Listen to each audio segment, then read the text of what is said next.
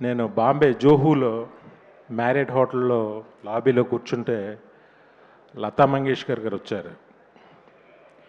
అక్కడ ఉన్న లాబీలో ఉన్న వాళ్ళందరూ కూడా సైలెంట్గా లేచి నుంచుని ఆవిడకి నమస్కారం చేసి ఆవిడ వెళ్ళే వరకు అలా నుంచుని ఉన్నారు.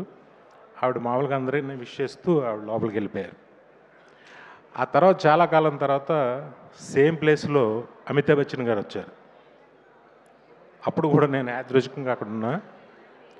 సేమ్ ఒక సైలెన్స్, అందరూ లేచి ఆయనకి నమస్కారం పెట్టి కూర్చున్నారు. ఆయన అలా వెళ్ళిపోయారు, అందరిని విష్ చేసుకుంటూ వెళ్ళిపోయారు. సేమ్ సీన్ నేను చెన్నై ఎయిర్పోర్ట్లో అన్నయ్యతో చూసా. అన్నయ్య అలా ఎంటర్ అయ్యారు చెన్నై ఎయిర్పోర్ట్లో, మన ఎయిర్పోర్ట్లో కాదు.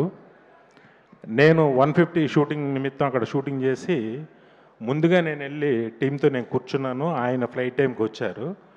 మొత్తం ఎయిర్పోర్ట్లో కూర్చున్న లాంజ్లో ఉన్న వాళ్ళందరూ కూడా లేచి అన్నయ్య దగ్గరికి వచ్చి క్రేజీగా సెకండ్లు ఇవ్వడాలు, ఫోటోలు అడగడాలు ఏం చేయలే. జస్ట్ లేచి సార్ అని అలా నుంచున్నారు.